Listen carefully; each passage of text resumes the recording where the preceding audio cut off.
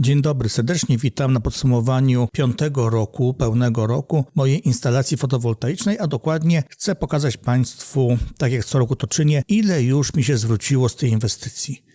W 2015 roku podjąłem decyzję o zainwestowaniu w fotowoltaikę i wtedy wszyscy myśleliśmy, po ilu latach to się może zwrócić, i obiecałem wtedy, że co roku będę przedstawiał Państwu sprawozdanie z moich wszystkich kosztów, remontów, napraw związanych z fotowoltaiką oraz jednocześnie ile energii uzyskałem i ile za nią bym zapłacił, gdybym ją kupował od zakładu energetycznego. Także mamy pełne 5 lat i w związku z wysokimi zmianami cen od 2022 podjąłem decyzję, że zainwestuję w 40 kWp w pracy i podzielę się z Państwem też, jakiego producenta wybrałem panele i jaką firmę montażową, bo i tak takie pytania by były, a będę chciał po prostu przy okazji pokazać Państwu, co warto według mnie wybierać, bo ponad 1,5 miesiąca siedziałem nad tym tematem, szukając czegoś optymalnego, a myślę, że wielu z Was też w tym momencie przed 1 kwietnia 2022 będzie taką decyzję chciało podjąć i być może skorzysta z moich rad, a jak nie, to przynajmniej dowiecie się, na co warto zwracać uwagę w wyborze takich rzeczy. Zacznijmy od mojej instalacji, od podsumowania 5. roku. Posiadam instalację na dachu.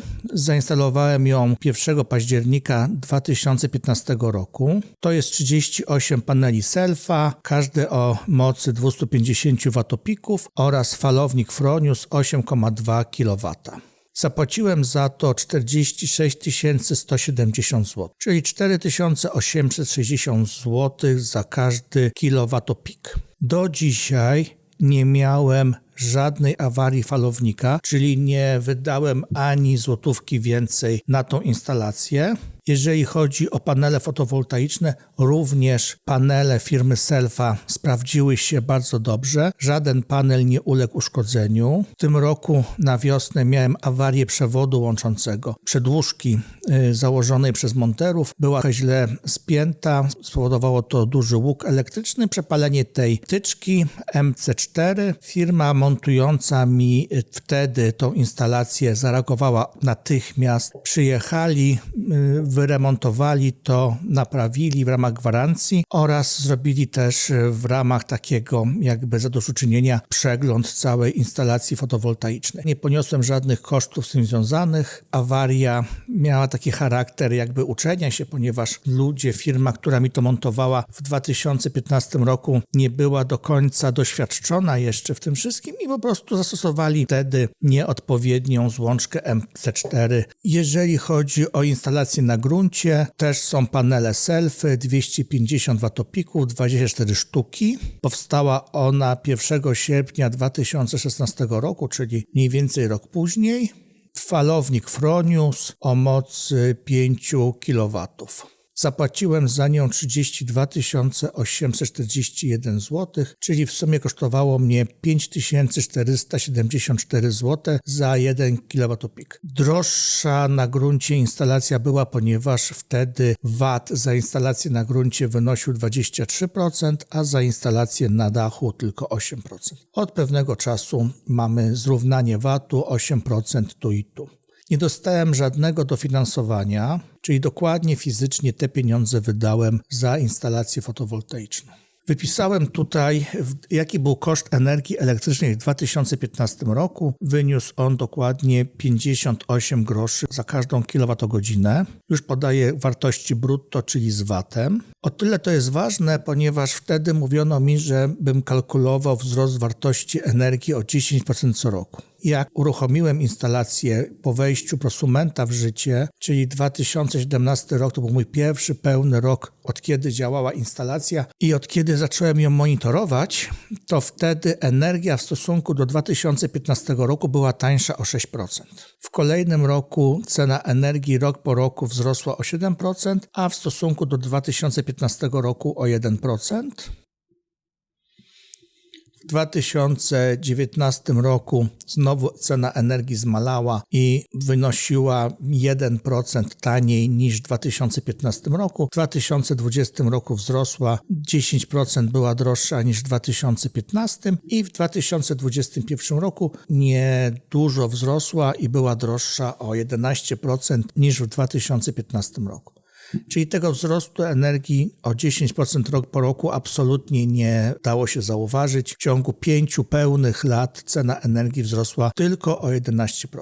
Inna sytuacja jest w 2022 roku, ale o tym powiem Państwu później. Tutaj mam rozpisaną produkcję w kilowatogodzinach, produkcję roczną rzeczywistą. Proszę pamiętać, że ja co miesiąc wydaje sprawozdanie swoje z produkcji miesięcznej. Prezentuję Państwu taką tabelkę, to jest tabelka za 2021 rok, gdzie pokazuję Państwu zarówno jaka jest temperatura paneli, temperatura powietrza, nasłonecznienie, długość dnia, jaką energię wyprodukowały panele w tym miesiącu, ile od początku roku, ile to jest kWh do kWp, to samo odnośnie instalacji na gruncie. Pokazuję Państwu też, jakie zużycie mam gazu na cele grzewcze, prądu, z licznika prądu, ile energii wysłałem.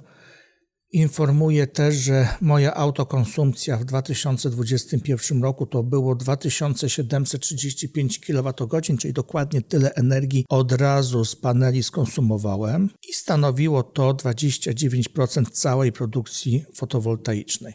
W 2020 roku autokonsumpcja była na podobnym poziomie, 27% całej produkcji i tak dalej, i tak dalej. Także takie sprawozdania robię dla Państwa miesiąc w miesiąc, a tutaj w tą tabelkę wpisałem tylko wyniki. Jeżeli chodzi o instalację na gruncie, znajduje się ona w mojej firmie. Jest podpięta pod całkiem inny licznik, one się nie sumują, jeżeli chodzi o prosumenta, tylko ta instalacja na dachu jest prosumencka i jeżeli chodzi o instalację na gruncie, w tym przypadku autokonsumpcja jest 100%.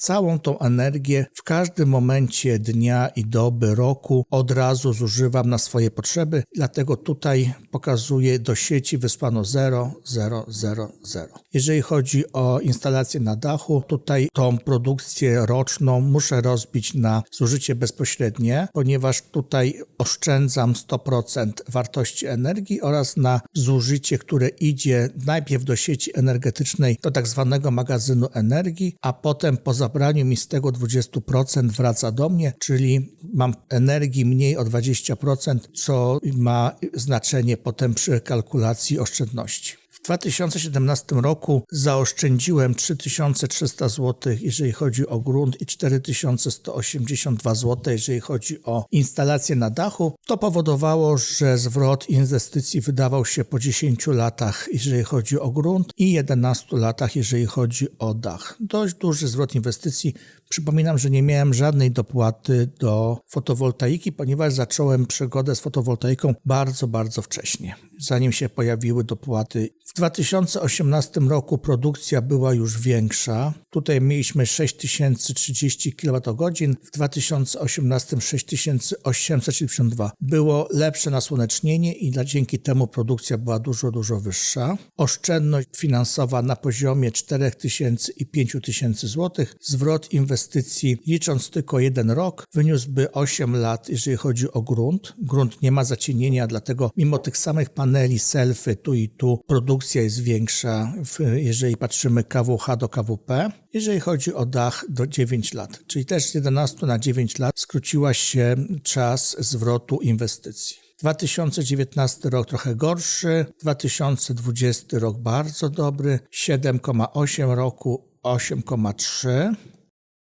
Zbliżamy się do 5 roku, czyli 2021. Tutaj cena kilowatogodziny 64 grosze i 49 dziesięciotysięcznych. W obu przypadkach, aczkolwiek jeżeli chodzi o energię dla firmy, tutaj powinienem dodać jeszcze opłatę mocową. Ja jej nie dodaję, ponieważ osoby, które posiadają firmy, bardzo dobrze znają koszt zakupu kilowatogodziny. On jest bardzo różny w zależności od możliwości wynegocjowania ceny energii i jeżeli chodzi o taryfy dzienną, nocną, każdy dyrektor, każdy właściciel przedsiębiorstwa jest w stanie sobie dokładnie tą wartość policzyć. Ja dla Państwa podaję tą wartość, jeżeli chodzi o taryfę G11. Tą naszą domową, żebyście Państwo widzieli, jak wygląda zwrot z inwestycji na gruncie i z inwestycji na dachu dla instalacji osoby prywatnej, na gruncie niezacienionej, na dachu zacienionej przez 2 kominy, ale posiadam tam 10 optimizerów TIGO, które nie dość, że pomagają mi w walce z tym cieniem, to jeszcze pokazują mi kondycję poszczególnych paneli, ponieważ dzięki TIGO ja widzę produkcję z poszczególnych paneli i jeden z paneli, który ma TIGO, jest niezacieniany w ogóle,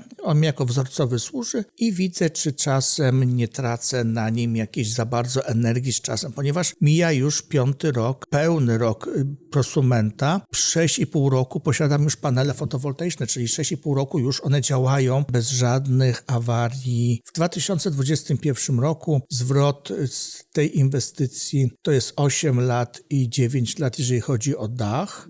Produkcja była 9,4 MWh, jeżeli chodzi o dach. Dużo mniejsza niż rok temu i 6,28 MWh, jeżeli chodzi o grunt, też dużo mniej niż rok temu. Wynika to z dużo gorszej pogody. Sumując to wszystko razem, czyli te 5 lat, uzyskałem oszczędność na poziomie 19 tysięcy złotych, jeżeli chodzi o grunt i 25 tysięcy, jeżeli chodzi o dach. Czyli 25 tysięcy złotych zapłaciłem już mniej za energię elektryczną, niż gdybym zapłacił nie mając paneli fotowoltaicznych. Przewidywany zwrot inwestycji w tym momencie to jest 8,5 roku i 9,2. Jeżeli weźmiemy średnią cenę z tych ostatnich 5 lat. Jeżeli weźmiemy pod uwagę cenę tylko energii z 2021 roku, bo wiadomo, że cena energii nie spadnie, więc mogę brać pod uwagę cenę z ostatniego roku, zwrot inwestycji na gruncie będzie po 3 latach i 2 miesiącach, a jeżeli weźmiemy cenę energii, która jest już w 2022 roku, cena, która jest do końca marca, ponieważ tutaj jest obniżony VAT, zwrot wystąpi po 3 latach i 1 miesiącu, a ta cena po 1 kwietnia, co ma być, czyli z normalnym już VAT-em 23%, zwrot nastąpi jeszcze po 2 latach i 6 miesiącach. Czyli zwrot inwestycji przyspieszy bardzo, bardzo mocno. Cena energii, którą policzyłem brutto, czyli z podatkami wszystkimi, to jest 68 groszy za kilowatogodzinę w 2022 roku do końca marca i 80 groszy od 1 kwietnia.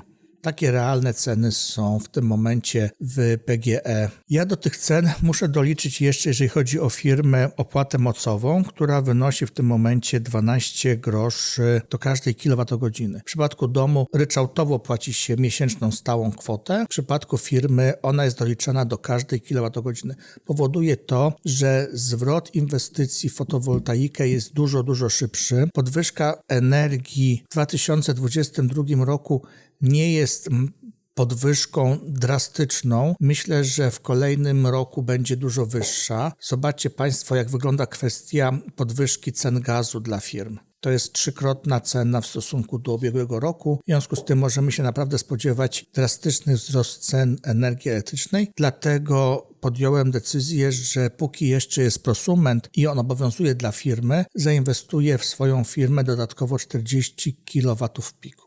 Tutaj rozbiłem tą całą produkcję na poszczególne lata, zwroty, ile wynosiła autokonsumpcja. Tą tabelkę macie teraz Państwo przed swoimi oczami, możecie ją sobie spokojnie przeanalizować. Tutaj zrobiłem tabelkę, gdzie pokazałem, jakie było nasłonecznienie w kilowatogodzinach na metr kwadratowy w poszczególnych latach. Widzimy spadek tego nasłonecznienia w 2021 roku, najgorszy był w 2017. Średnia temperatura powietrza całoroczna, średnia temperatura paneli całoroczna. Widzimy, że też powietrze było dużo chłodniej niż w wcześniejszych latach. Temperatura paneli też była dużo niższa. No i produkcja, jaka na moim dachu w tym czasie miała miejsce. Spadek produkcji nie wynika ze starzenia się paneli fotowoltaicznych, polikrystalicznych, tylko wynika z dużo słabszego nasłonecznienia. Ja mam specjalnie założony czujnik nasłonecznienia, czujniki temperatury. Na swoim kanale internetowym cały czas obserwujecie Państwo moją produkcję z paneli fotowoltaicznych na gruncie. Tutaj macie zestawienie ostatnich 5 lat, teraz 6. rok zaczynam rosnąć. Dzisiejsze zestawienie z ostatnich 30 dni, z ostatnich 18 miesięcy. Zapraszam na tą stronę Fotowoltaika na żywo, jeżeli chodzi o wybór producenta paneli fotowoltaicznych. Proszę zobaczyć, jak wygląda proces produkcji paneli w Chinach. Na tym filmie widzicie Państwo, jak one są w czasie produkcji wykrzywiane. Poprzez przenoszenie ręczne następują mikropęknięcia wafli.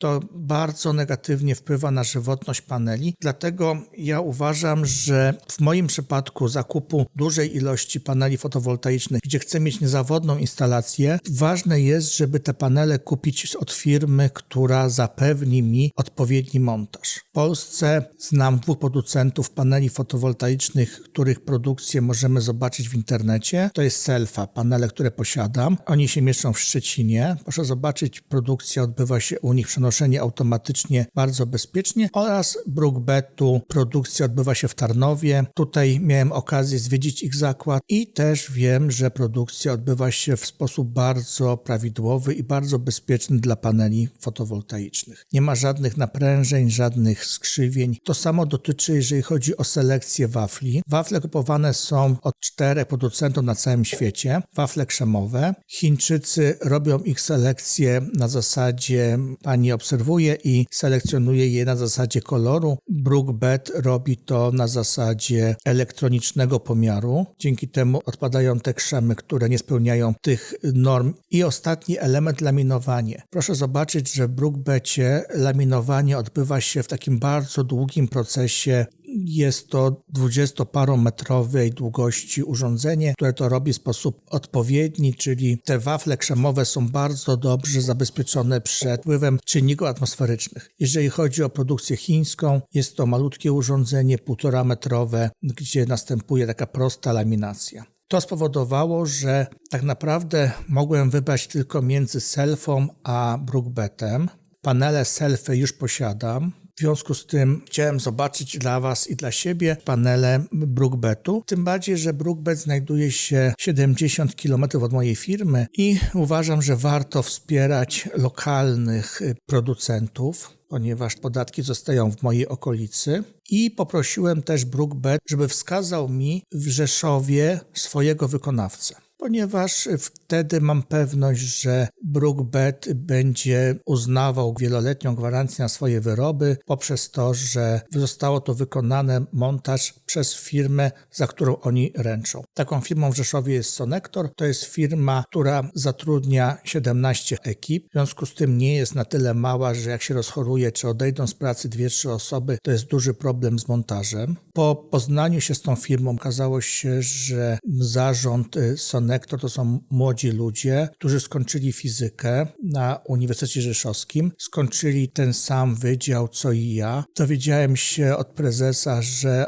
osobiście też brał udział w montażu zarówno paneli fotowoltaicznych, jak i pomp ciepła, czyli nie jest teoretykiem, nie jest człowiekiem nastawionym na zysk, ale też zależy mu na tym, żeby ta firma rozwijała się w prawidłowy sposób. Polecam Wam Sonector, jeżeli chodzi o firmę instalacyjną. Tutaj widzicie do nich kontakt telefoniczny. Został miesiąc czasu, kiedy można załapać się na prosumenta. Polecam Wam Brookbet, ponieważ osobiście miałem możliwość zwiedzenia ich produkcji, miałem możliwość filmowania ich całej produkcji. Nie mieli nic do ukrycia, jeżeli chodzi o swoją produkcję. Także wiem, że produkują panele fotowoltaiczne w sposób prawidłowy, bezpieczny dla nich i gwarantujący wieloletnią ich sprawność. Nie ma żadnych mikropęknięć, stosują grube obrzeża aluminiowe, odpowiedniej jakości folie izolacyjne. To jest bardzo ważne. Miałbym na pewno możliwość zwiedzenia Selfy,